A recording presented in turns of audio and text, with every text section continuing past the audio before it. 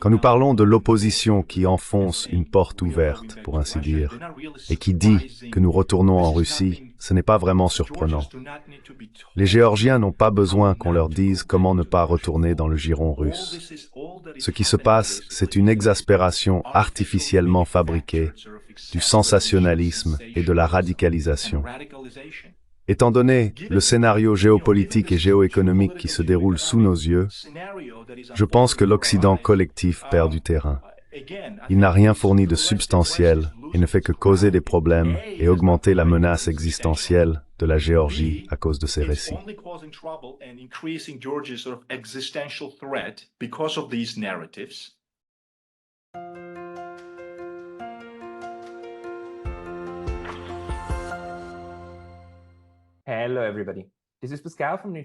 Bonjour à tous, ici Pascal des études de neutralité, et aujourd'hui j'ai avec moi Georgi Lasha Kasradze. Lasha est un analyste en relations internationales travaillant aux États-Unis en tant qu'agent de liaison pour l'Université d'État de Sukhumi, en Géorgie.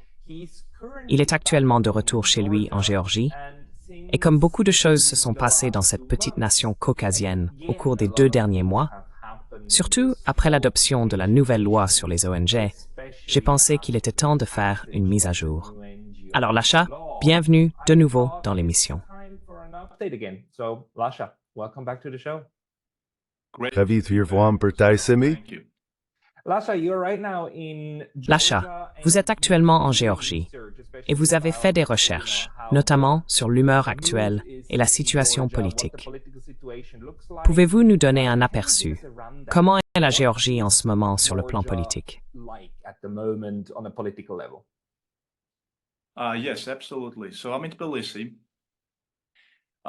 Oui, absolument. Donc je suis à Tbilissi et c'est charmant ici. Malgré tous les problèmes politiques et économiques auxquels le pays est confronté, il y a toujours un charme culturel que la Géorgie a toujours eu, ce qui attire les étrangers. Je dois dire que je profite de mon séjour ici. En même temps, j'observe de près la réalité sur le terrain. Pascal, l'impression que j'ai eue jusqu'à présent, après avoir été ici pendant presque un mois, est qu'il y a une certaine stabilité sociale et politique dont la société profite. Je pense que cela est attribuable aux politiques du gouvernement actuel. J'ai été très surpris parce que lorsque j'étais ici avant le Covid, il y a environ 6 ou 7 ans, je n'avais pas eu la même impression. C'était plus chaotique et problématique à l'époque.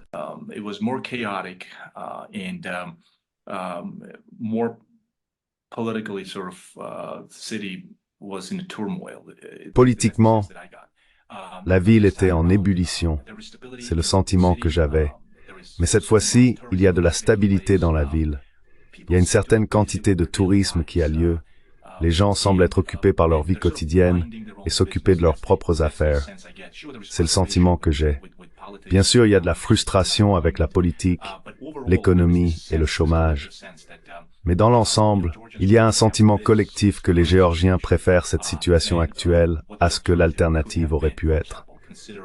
Par exemple, en tenant compte des critiques occidentales contre les politiques du gouvernement actuel concernant la soi-disant loi russe sur les ONG qu'ils ont fait passer au Parlement et adopter.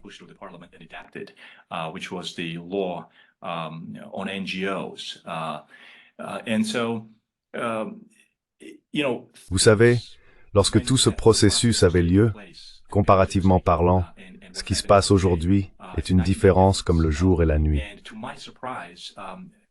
À ma grande surprise, cette ferveur politique s'est apaisée et la société est passée à autre chose. C'est le sentiment que l'on a.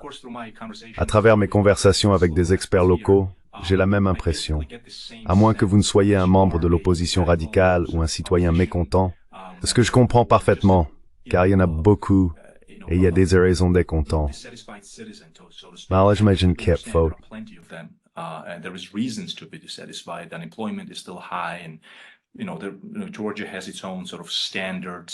La Géorgie a ses propres problèmes standards, économie, politique, etc. Les experts, les journalistes et les analystes ont une vision mitigée de ce qui se passe dans le pays. Tout le monde attend avec impatience les prochaines élections parlementaires en octobre, plus précisément le 24 octobre. Je n'ai vu personne dire que nous devons soit changer le gouvernement, soit le renverser. Au lieu de cela, les gens disent qu'il doit y avoir un certain équilibre politique. Le gouvernement de coalition doit s'y opposer afin que nous n'ayons pas un régime autocratique à parti unique en formation.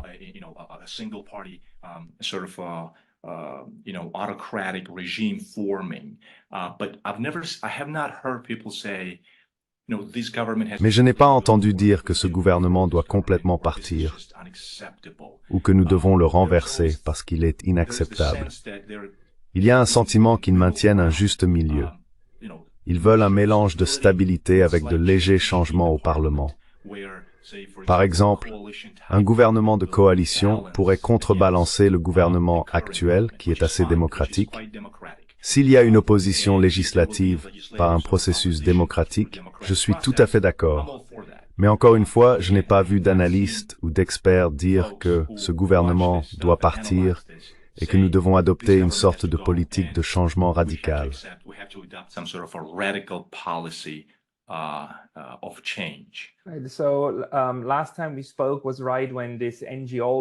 La dernière fois que nous avons parlé, c'était juste au moment où cette loi sur les ONG a été adoptée. Ce que nous avons vu dans les médias occidentaux, c'était des gens dans les rues agitant des drapeaux européens et protestant. Ils disaient que c'est un gouvernement draconien qui essaye de se rapprocher de la Russie et que la Géorgie prend le chemin de la Russie. Ensuite, nous avons eu votre présidente, cette dame née en France, qui a essayé de s'impliquer et de se présenter comme une pro-européenne, affirmant que le Parlement géorgien est draconien. Nous avons vu ces images. Pensez-vous que les personnes qui peuvent être mobilisées pour protester ne représentent qu'une petite fraction de la population géorgienne? Si oui, qui sont les personnes qui protestent et qui ne seraient probablement pas d'accord avec votre description?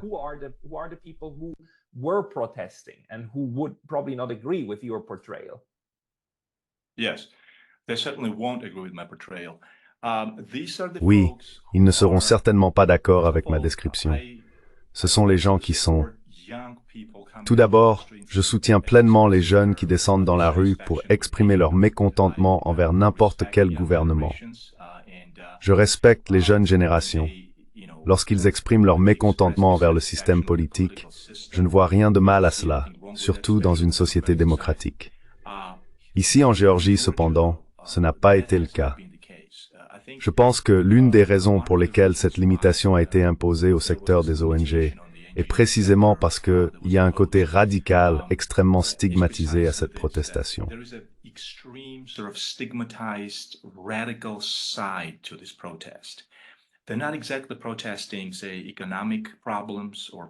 Ils ne protestent pas exactement contre des problèmes économiques ou des questions politiques et sociales. Ils répétaient essentiellement la phrase « La loi russe, nous ne voulons pas retourner en Russie ». C'était un bon indicateur que cela venait de l'extérieur. Pour contraster ce qu'ils disaient et ce que je dis, il y a peu de sens, pas un sens significatif, que la Géorgie retourne dans le giron de la Russie. Il y a un fort sentiment que c'est une approche pragmatique des relations avec Moscou. Mais collectivement, les gens sont encore très méfiants envers la Russie et ce dont elle est capable.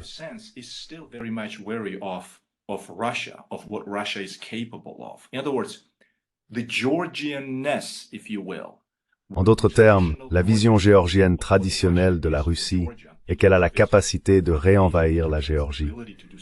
Ce sentiment collectif a toujours été présent dans la société géorgienne. Donc, lorsque l'opposition affirme que la Géorgie retourne vers la Russie, ce n'est pas vraiment surprenant, ce n'est rien de nouveau. Les Géorgiens n'ont pas besoin qu'on leur dise comment ne pas retourner dans le giron russe.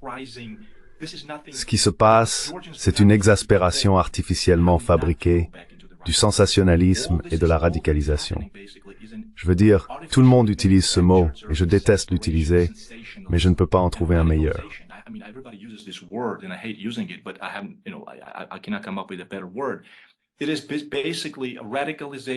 C'est essentiellement une radicalisation de ce qui est déjà évident au sein de la société géorgienne, ce qui est évident depuis des siècles, depuis l'occupation de la Géorgie par la Russie. Donc quand on parle de ce gouvernement particulier qui se réveille un jour et choisit de retourner sous l'influence de la Russie, ce n'est tout simplement pas vrai. C'est un récit trompeur, n'est-ce pas? C'est juste une histoire simpliste pour nourrir les populations occidentales, parce que vous n'avez même pas de relations diplomatiques avec la Russie en ce moment, n'est-ce pas?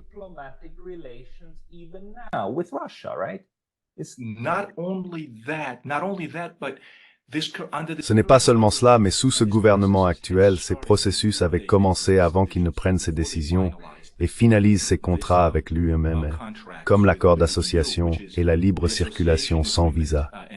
Cela s'est passé sous ce gouvernement. Oui, le processus avait commencé sous Saakashvili et même avant, je dirais sous Shevardnadze, mais ce gouvernement l'a finalisé. Donc, il n'y a aucune preuve spécifique pour dire que ce gouvernement conduit le pays dans les bras de la Russie.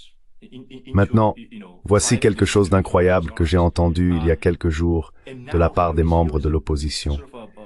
Ils disent maintenant qu'ils n'ont jamais prétendu que les hommes d'affaires et les entrepreneurs géorgiens ou l'économie géorgienne ne devraient pas interagir avec l'économie russe. Ils disent aussi que les Géorgiens ne devraient pas vendre de vin à Moscou ou leurs eaux minérales à la Russie. Sell their mineral waters to Russia, or, so now they're saying that they've never said that. When Alors maintenant, ils disent qu'ils n'ont jamais dit cela. Il y avait une émission de télévision qui compilait tous les démentis et exemples de critiques de l'opposition qui exigeaient radicalement que le gouvernement actuel cesse de commercer avec la Russie. Et maintenant, ils disent qu'ils n'ont jamais rien dit de tel. Ils se présentent au public affirmant qu'ils soutiennent le commerce ouvert avec la Russie. Qu'est-ce qui ne va pas avec ça?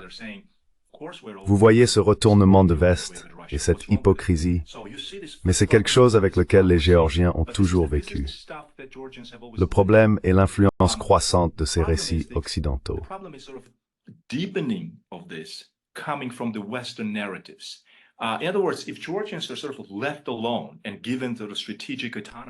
En d'autres termes, si les Géorgiens sont laissés seuls et bénéficient d'une autonomie stratégique ou d'une flexibilité stratégique, je crois que les choses se calmeront d'elles-mêmes.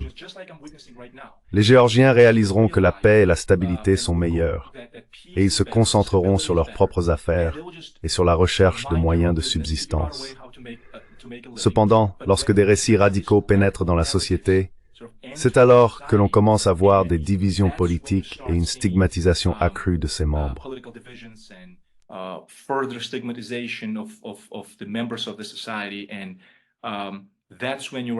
Et c'est à ce moment-là que vous commencez à voir une situation qui pourrait mener à une guerre civile.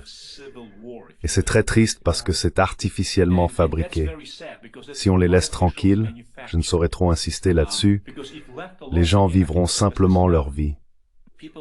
Bien sûr, il y aura des désaccords et des opinions différentes sur le gouvernement actuel, mais c'est normal. Ils continueront simplement à vivre en paix, à s'occuper de leurs affaires et à trouver comment gagner le prochain dollar pour subvenir aux besoins de leur famille.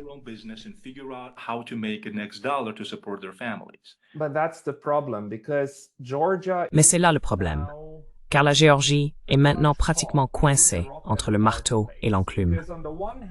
D'une part, comme nous l'avons dit, personne n'a besoin d'apprendre à la Géorgie comment éviter de tomber dans le giron russe. Même le parti Rêve géorgien comprend que suivre cette direction n'est pas une option. D'autre part, les Européens et les Américains sont très mécontents de la Géorgie pour ne pas avoir sauté assez haut. C'est comme s'ils disaient « Vous ne faites pas assez de ce que nous vous disons de faire. Vous devez en faire plus. » Des personnes dans certains think tanks à Washington parlent de cela officiellement. Ils croient que la Géorgie doit ouvrir un deuxième front contre la Russie, un deuxième bélier. Mais la Géorgie a officiellement dit « Non, nous ne voulons pas faire cela. C'est la différence avec l'Ukraine.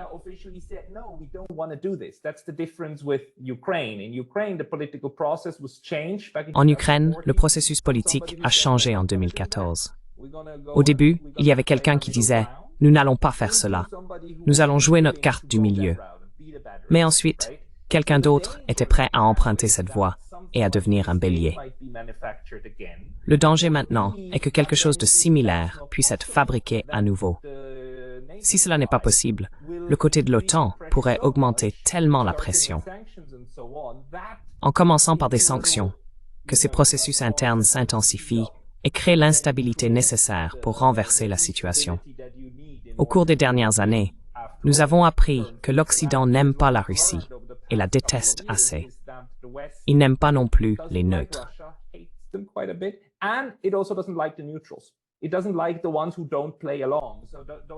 Il n'aime pas ceux qui ne jouent pas le jeu, donc ce sont des cibles secondaires. Il me semble que la Géorgie a actuellement une cible secondaire sur elle. D'après vos discussions, comment pensez-vous que les gens essaient de gérer ce problème?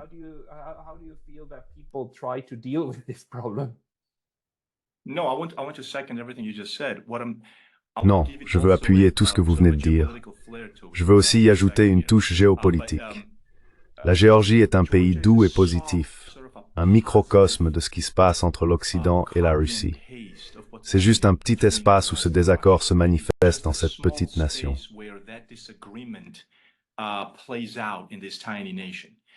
Voulez-vous dire en interne, au sein du processus politique local?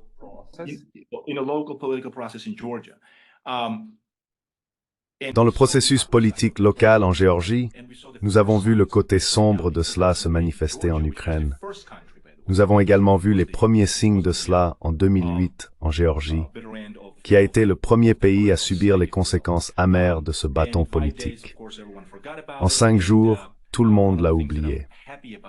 Une chose dont je suis heureux, c'est que le gouvernement actuel a évité une telle tragédie à nouveau, qui aurait été oubliée en 6 mois. À ce moment-là, les Géorgiens n'auraient peut-être plus eu leur république. Donc, le simple fait qu'ils aient essayé d'éviter qu'une telle tragédie ne se reproduise mérite des éloges. Maintenant, avec la situation géopolitique actuelle, je continue de m'accrocher à mon argument principal ici.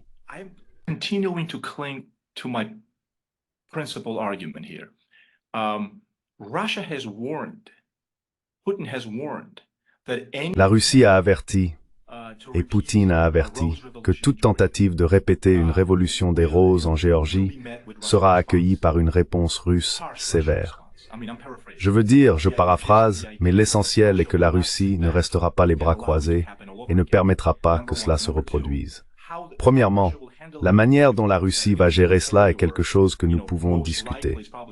Ce sera soit militaire, soit très probablement une incursion ou une invasion militaire une fois de plus. Espérons simplement que cela n'arrivera pas. Deuxièmement, les États-Unis et l'Occident collectif n'ont pas beaucoup d'options ici. Ce ne sont plus les États-Unis que nous avons vus en 2003, avant cela, ou peu après l'effondrement de l'Union soviétique. Ce n'est plus une Amérique unipolaire.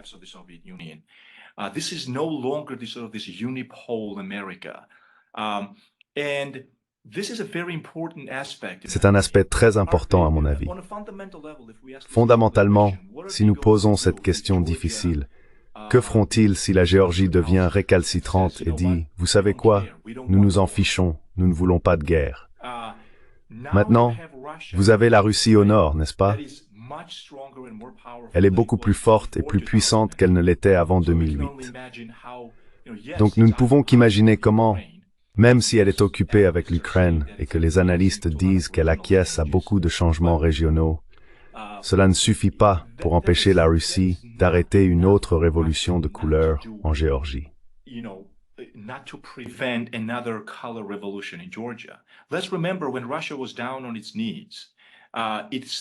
Rappelons-nous que lorsque la Russie était à genoux, elle a quand même réussi à mener une guerre brutale avec la Tchétchénie dans les années 90.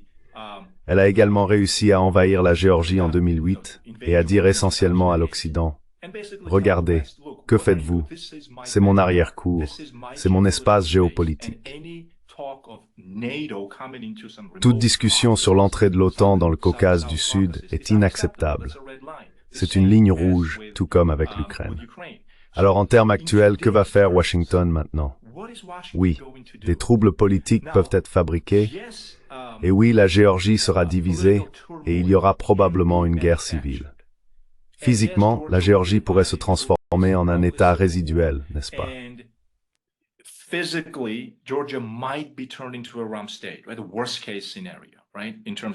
Le pire des scénarios, n'est-ce pas? En termes d'invasion militaire de la Russie et ainsi de suite. Mais pensons-nous honnêtement que l'Amérique va accomplir quelque chose si l'Occident collectif décide de s'engager sur cette voie? Parce qu'en fin de compte, ils n'ont pas réussi à fournir des garanties de sécurité à la Géorgie. Il n'y a pas d'OTAN pour la Géorgie. Je continuerai à le dire. Il n'y a jamais eu de perspective réaliste d'adhésion à l'OTAN pour la Géorgie, ce qui signifie qu'il n'y a jamais eu de garantie de sécurité des États-Unis pour la Géorgie. Cela signifie que la Géorgie reste un État vulnérable, une petite nation qui peut être envahie de n'importe quelle direction.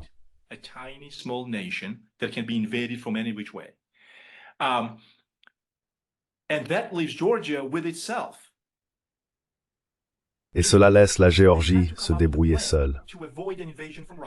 Ils doivent élaborer un plan pour éviter une invasion de la Russie et éviter les troubles politiques fabriqués par l'Occident. Cela inclut les importations ou exportations idéologiques de l'Occident et les récits parasitaires qui ont maintenu la société géorgienne au bord du précipice.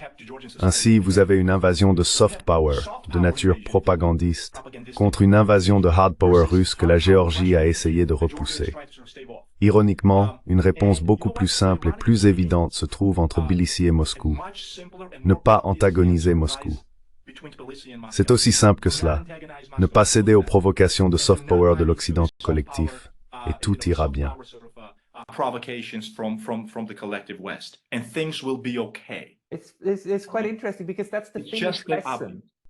C'est assez intéressant, parce que c'est la leçon que la Finlande a oubliée.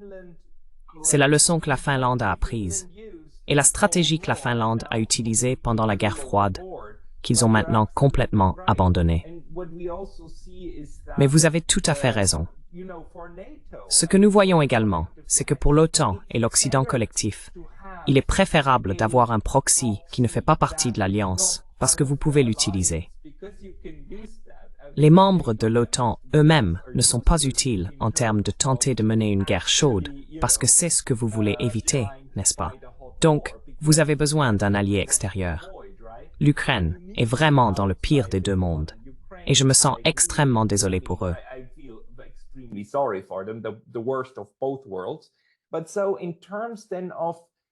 Mais en termes de repousser les deux côtés, la neutralité ne consiste pas à se faire des amis avec tout le monde.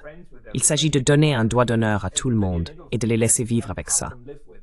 Alors, comment appliquiez-vous cela à l'Ukraine? La situation actuelle est assez différente. La grande différence avec l'Ukraine est A. Pas de guerre, pas de combat acharné. B. Les Russes n'ont pas réellement incorporé l'Abkhazie et l'Ossétie du Sud dans leur territoire d'État, n'est-ce pas? Ils l'ont fait avec l'Ukraine, parce qu'ils devaient le faire, mais ils ne l'ont pas fait avec la Géorgie. Donc, il y a encore de l'espace pour négocier quelque chose. Y a-t-il quelque chose qui bouge dans cette direction?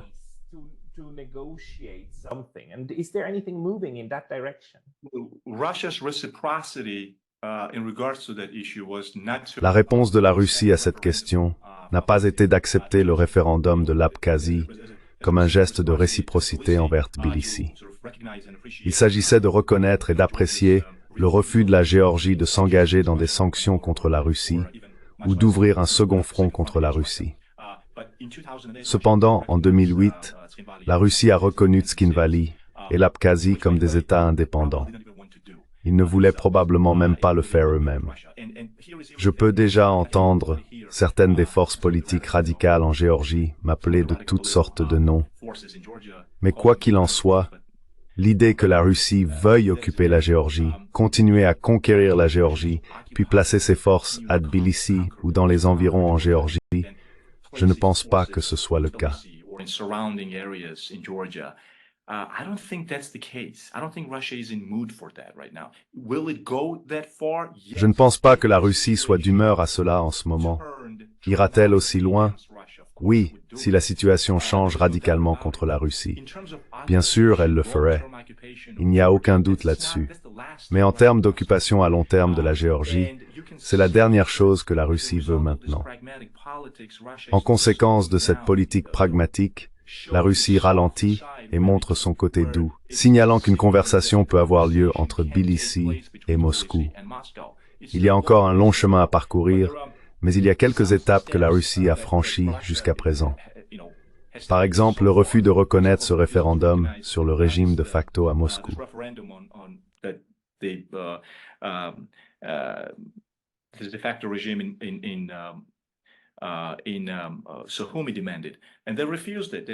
Sukhumi l'a exigé, et ils ont refusé. Ils ont dit non parce qu'ils apprécient ce que la Géorgie a fait envers Moscou en termes de mise en œuvre de politique pragmatique. Donc, il peut y avoir un dialogue, il peut y avoir une plateforme commune basée sur les intérêts de sécurité nationale des deux États. D'ailleurs, cette phrase clé, « sécurité nationale », a été reléguée aux marges. Quand vous écoutez l'Occident collectif, ils ne parlent pas de ces choses. Ils ne peuvent pas définir pour la Géorgie quels sont les intérêts de sécurité nationale. Pour eux, l'intérêt de sécurité nationale est une politique étrangère extrêmement normative et idéaliste.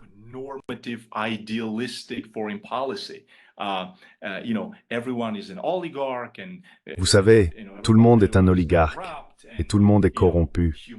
Et vous savez, les droits de l'homme et les droits des ONG sont souvent mentionnés. Mais derrière cela, il n'y a pas de substance. Où est la garantie de sécurité nationale qui a été promise à la Géorgie depuis 30 ans? Introuvable parce qu'ils ne peuvent pas la fournir. Fondamentalement, ils comprennent qu'ils ne peuvent pas entrer et transformer le Caucase du Sud, peu importe combien ils essayent, historiquement même, en une sorte de tremplin contre la Russie. Ils ne peuvent pas transformer la Géorgie en un État paramilitaire en guerre perpétuelle contre la Russie. Une sorte de jungle sud-caucasienne avec une résistance constante contre Moscou.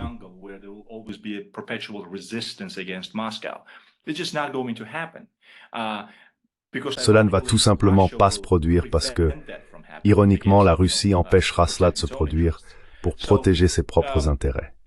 Donc à la fin de la journée, la question est, que vont-ils faire? D'accord.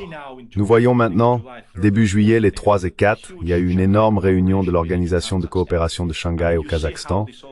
Vous pouvez voir comment cet ancien espace eurasien, change et se rassemble. Et d'ailleurs, tout l'espace géopolitique du Caucase du Sud a été un sujet de nombreuses discussions sous différents angles. Où va l'espace géopolitique du Caucase du Sud? Où va-t-il?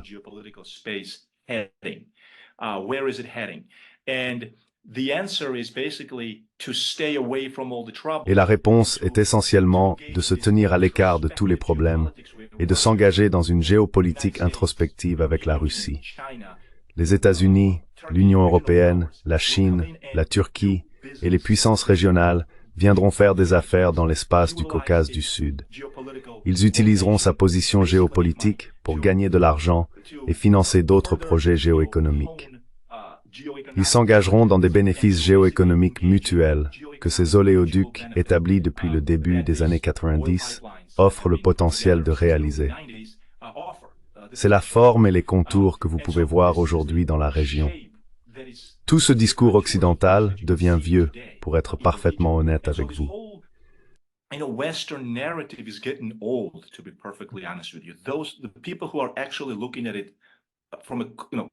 Les personnes qui l'examinent de près réalisent qu'il n'y a jamais eu quelque chose de substantiel derrière cela. Il n'y a eu que des récits. J'ai grandi aux États-Unis et je comprends que c'est le domaine de la grande politique de puissance. L'Union soviétique avait ce type de propagande. La Russie a actuellement ce type de propagande. Mais le plus puissant est ce moment unipolaire où les États-Unis ont utilisé la propagande pour agir comme un gorille de 500 livres dans un magasin de porcelaine, le justifiant par des récits néolibéraux et idéalistes avec très peu de substance derrière eux. Je pense que beaucoup de gens réalisent que ce n'était que des paroles en l'air. A lot of people are coming to realization that this just has been an empty talk, basically. Because if you look at it, yes, they've spent $6 billion in Georgia for the past... Parce que si vous regardez bien, oui, ils ont dépensé 6 milliards de dollars en Géorgie au cours des 30 dernières années. Mais qu'est-ce que la Géorgie en a retiré? Oui, la reconnaissance de la non-reconnaissance des régions séparatistes par l'Union européenne et les États-Unis, pour laquelle le peuple géorgien sera toujours reconnaissant. La légitimité politique pour la Géorgie, oui, très bien. Mais en termes de politique d'industrialisation, de développement et surtout de fourniture de garanties de sécurité, la Géorgie n'a vu aucun succès dans aucune de ces catégories. Et maintenant, en plus de tout cela, il y a ce sentiment croissant qu'elle est utilisée comme une arme contre la Russie pour mettre en œuvre cette haine collective occidentale envers la Russie. Très bien, vous vous dites les uns aux autres, battez-vous.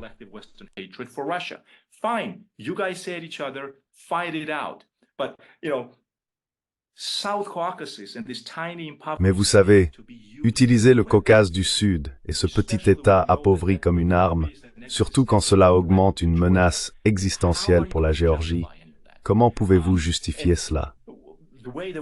La façon dont ils veulent le justifier est en imaginant le meilleur scénario possible.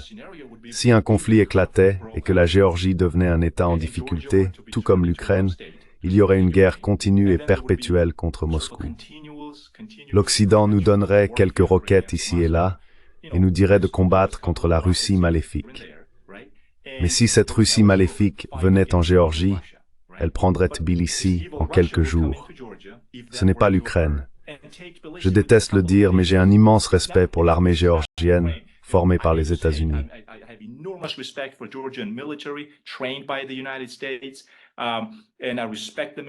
Et je les respecte énormément. Ce sont nos héros. Mais soyons honnêtes ici, Moscou n'aura pas de mal à prendre la Géorgie. Si cela se produit, ce sera la fin de la République géorgienne. De plus, l'OTAN a déjà épuisé ses ressources en Ukraine. Il n'y a pas grand-chose de plus qu'il pourrait donner à la Géorgie pour le moment. Donc même cette option est exclue.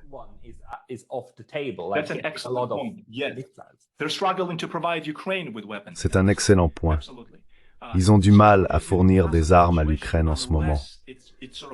Donc absolument, la Géorgie est dans une situation impossible, à moins de regarder introspectivement et de trouver des réponses en elle-même. Espérons que la société et le système politique, le gouvernement, réaliseront le sentiment de danger partagé auquel ils sont réellement confrontés.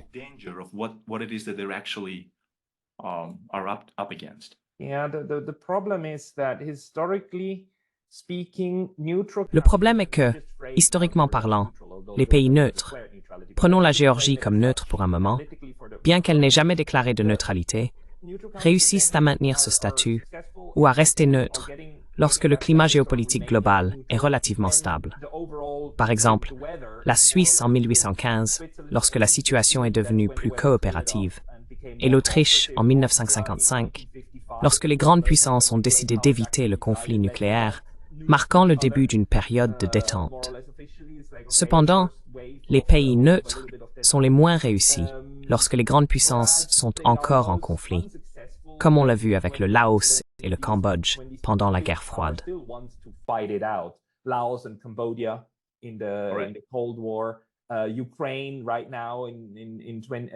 En ce moment, en 2022, la décision a été de résoudre le conflit sur le champ de bataille, et l'Ukraine est devenue ce champ de bataille.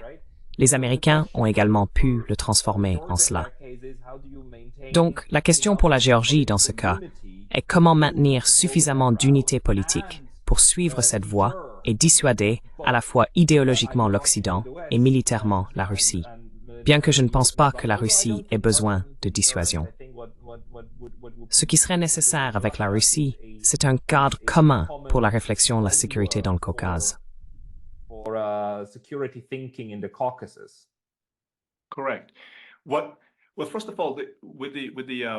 Correct. Eh bien, tout d'abord, avec le concept de neutralité pour la Géorgie, la Suisse avait une neutralité armée, n'est-ce pas? La Géorgie ne peut pas se le permettre. Tout d'abord, cela doit être reconnu. De plus, la Géorgie ne peut pas constituer une coalition d'alliances pour contrer la Russie. Avec qui va-t-elle le faire? L'Azerbaïdjan et l'Arménie? La Turquie? L'Iran? C'est ridicule. C'est risible. La Géorgie n'a pas la capacité politique de construire une coalition contre la Russie. Donc elle va avoir beaucoup de mal à atteindre la neutralité. D'une part, si vous voulez faire un cas réaliste politique, vous n'avez aucune capacité à construire des alliances pour contrer la Russie. D'autre part, vous allez avoir beaucoup de mal à atteindre une neutralité officielle et permanente, car cela doit être reconnu.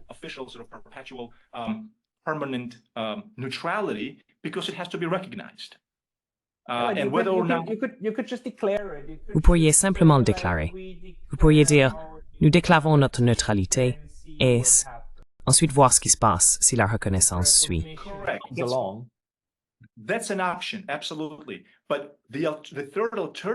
C'est une option, absolument. Mais la troisième alternative pour la Géorgie en ce moment est de créer un espace géopolitique unique à partir du Caucase du Sud. Les gens demandent, regardez, l'Arménie fait son propre truc et l'Azerbaïdjan fait son propre truc. Alors comment pouvez-vous créer un espace unique? Eh bien, si vous écoutez ce que disent Aliyev et Erdogan, cette notion est tout à fait possible. Ils disent essentiellement qu'aucune puissance extérieure, occidentale ou autre, n'a le droit de venir et d'exclure une nation du Caucase du Sud pour mettre en œuvre ses propres intérêts aux dépens de cette nation.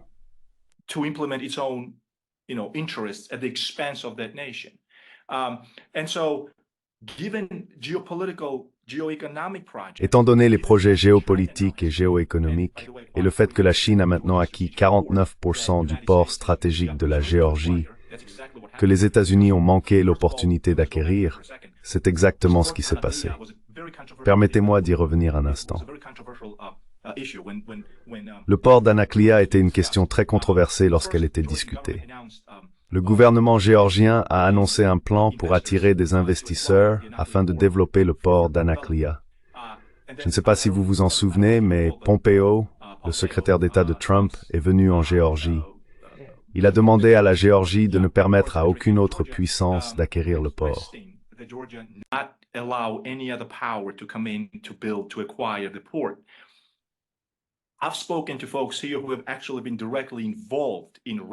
J'ai parlé à des personnes qui étaient directement impliquées dans la collecte de fonds et de capitaux pour ce projet. Ils ont dit qu'il n'y avait aucun intérêt stratégique pour les États-Unis à acquérir ce port. C'était juste une résistance politique avec le récit que les États-Unis ne voulaient pas qu'une autre puissance acquiert un port stratégique sur la côte de la mer Noire en Géorgie. Alors que ce va-et-vient se déroulait, le gouvernement géorgien a fait preuve de pragmatisme et a fait venir la Chine. Maintenant, la Chine a acquis 49% de ce port. À mon avis, cela diminue les chances pour les États-Unis de causer des problèmes, car la Chine aura ses propres intérêts.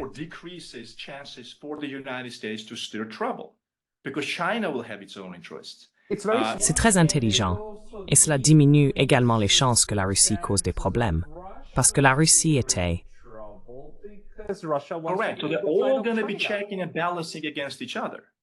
Correct. Donc ils vont tous se contrôler et s'équilibrer mutuellement. Vous obtenez de la stabilité, en plus de l'argent qui arrive de la Chine dans le budget de l'État de la Géorgie, en tant que pays de transition. Étant donné ce scénario géopolitique et géoéconomique qui se déroule sous nos yeux, je pense que l'Occident collectif perd du terrain. Il n'a rien fourni de substantiel et ne fait que causer des problèmes, augmentant la menace existentielle de la Géorgie à cause de ces récits. Bien que l'Occident nous ait protégés et nous ait donné des opportunités de rejoindre l'Union européenne, il se tire en quelque sorte une balle dans le pied.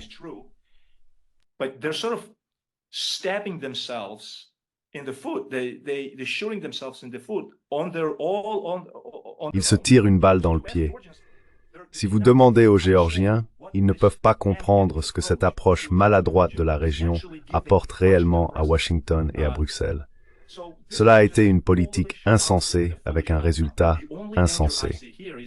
Le seul danger que je vois est que ces récits ont encore suffisamment de pouvoir politique pour éclater en mécontentement social division sociale et division politique, créant le chaos en Géorgie. Dans ce cas, selon la manière dont la situation s'aggrave, la Russie prendrait des mesures concrètes. En d'autres termes, la Russie agira.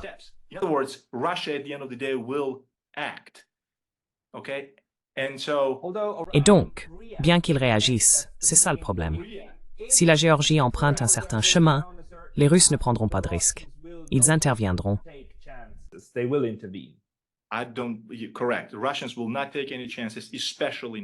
Je ne pense pas. Correct. Les Russes ne prendront aucun risque, surtout maintenant. Alors, que pense Washington? Il est très difficile de cerner la continuation du chaos politique en Géorgie. Encore une fois, mon sentiment est que même ceux qui ne sont pas d'accord avec ce gouvernement, et je parle des membres de la société, ne veulent pas voir encore une autre agitation politique ou révolution. Ces jours-là, cette énergie politique, à mon avis, est révolue. Maintenant, je pourrais avoir complètement tort. Si c'est le cas, vous allez enregistrer cela, n'est-ce pas? Nous enregistrons cela. Alors, envoyez-moi cette vidéo chaque année à Noël comme rappel. Mais je ne vois tout simplement pas comment l'ambiance de la Révolution des Roses peut être réactivée.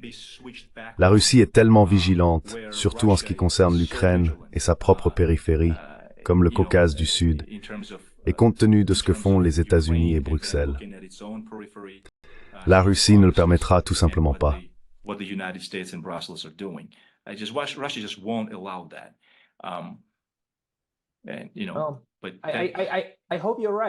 J'espère que vous avez raison, car si cette analyse est correcte, alors je pense que le titre de notre première discussion il y a un an restera « Celui qui s'est échappé ». Oui, Cela permettrait à la Géorgie d'échapper aux griffes de ces deux forces qui s'affrontent actuellement en Ukraine. ces séries ont conduit à prouver cette hypothèse. Jusqu'ici, tout va bien. Lasha, merci beaucoup pour la mise à jour. C'est très précieux. Je suis sûr que nous parlerons à nouveau en temps voulu. Bonne chance avec vos recherches à Tbilissi et tenez-nous informés. Merci beaucoup, Pascal. C'était génial. Merci.